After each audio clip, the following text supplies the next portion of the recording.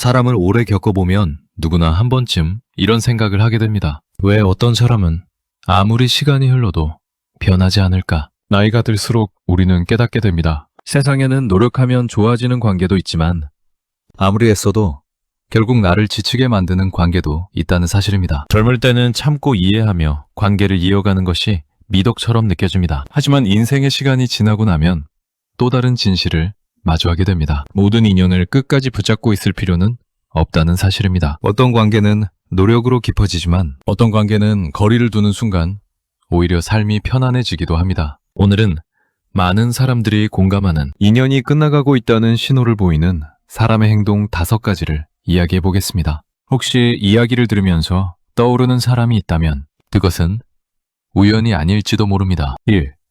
잘못을 인정하지 않는 사람. 인간관계에서 가장 기본이 되는 것은 무엇일까요? 바로 잘못을 인정할 줄 아는 태도입니다. 누구나 실수할 수 있습니다. 하지만 문제는 실수가 아니라 그 이후의 태도입니다. 어떤 사람은 자신의 실수에도 내가 잘못했다는 말을 쉽게 하지 못합니다. 대신 이렇게 말하죠. 그 상황이 그랬어. 네가 그렇게 말했잖아. 나는 원래 그런 의도가 아니었어. 결국 책임은 항상 다른 사람에게 돌아갑니다. 이런 사람과 관계를 이어가다 보면 이상한 일이 생깁니다. 분명 상대가 잘못했는데 어느 순간 내가 미안해하고 있는 상황이 반복됩니다. 심리학에서는 이런 행동을 책임 회피 성향이라고 설명합니다. 이들은 자신의 실수를 인정하는 순간 자존심이 무너진다고 느끼기 때문에 어떤 상황에서도 잘못을 받아들이지 않으려 합니다. 문제는 이런 태도가 세월이 지나도 거의 바뀌지 않는다는 점입니다. 그래서 관계가 오래될수록 대화는 점점 힘들어지고 마음은 지쳐갑니다. 누군가가 항상 옳아야만 한다면 그 관계는 결국 한 사람이 계속 참아야 유지됩니다. 그 관계가 나를 지치게 만든다면 잠시 거리를 두는 것도 하나의 선택입니다. 2.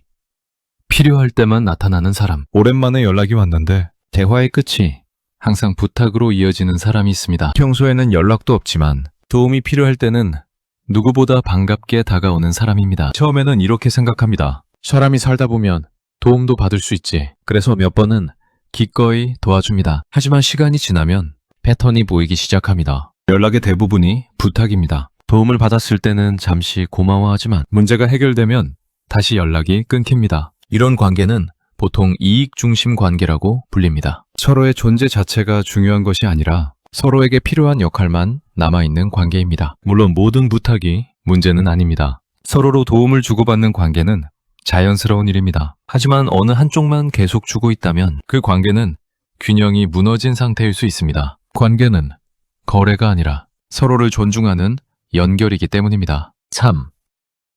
남의 이야기를 즐겨하는 사람. 어떤 사람과 대화를 하면 대화의 대부분이 다른 사람 이야기인 경우가 있습니다. 누가 어떻게 살고 있는지, 누가 어떤 실수를 했는지, 누가 요즘 잘 안 된다는 이야기까지. 처음에는 흥미로운 소식처럼 들릴 수 있습니다. 하지만 시간이 지나면 한 가지 사실을 깨닫게 됩니다. 그 사람이 다른 사람 이야기를 한다는 것은 언젠가 내 이야기도 누군가에게 전달될 수 있다는 뜻입니다. 험담은 관계를 빠르게 가깝게 만드는 것처럼 보이지만 사실은 신뢰를 서서히 무너뜨립니다. 그래서 현명한 사람들은 남의 이야기를 많이 하는 사람 앞에서는 자신의 이야기를 쉽게 하지 않습니다. 관계에서 가장 중요한 것은 편안함과 신뢰입니다. 누군가와 이야기하고 돌아왔을 때 마음이 불편해진다면 그 관계를 다시 생각해 볼 필요가 있습니다. 4.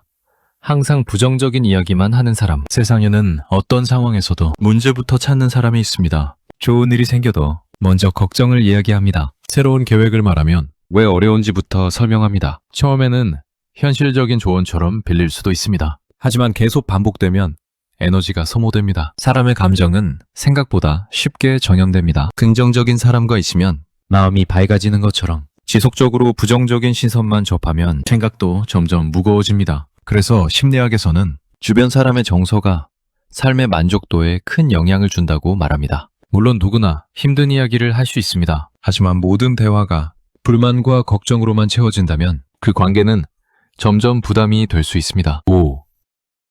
약한 사람에게만 강한 사람. 사람의 인격은 힘 있는 사람을 대할 때보다 힘없는 사람을 대할 때 더 잘 드러납니다. 어떤 사람은 자신보다 영향력이 큰 사람 앞에서는 매우 친절합니다. 하지만 서비스 직원이나 지위가 낮다고 느끼는 사람에게는 태도가 달라집니다. 이런 모습은 작은 장면에서 드러납니다. 식당에서 직원에게 말하는 방식, 택시기사에게 대하는 태도, 실수한 사람에게 보이는 반응. 이런 모습은 그 사람의 진짜 성격을 보여주는 경우가 많습니다. 관계는 결국 서로의 인격을 존중하는 사람들과 오래 이어집니다. 그래서 어떤 사람을 판단할 때 그 사람이 누구에게 친절한지보다 누구에게도 함부로 하지 않는지를 보는 것이 중요합니다. 마무리. 인생을 오래 살수록 사람을 선택하는 일이 점점 중요해집니다. 젊을 때는 관계를 넓히는 것이 중요했다면 시간이 지나면 관계를 정리하는 용기가 더 필요해집니다. 모든 인연을 끊으라는 의미는 아닙니다. 다만 나를 계속 지치게 만드는 관계라면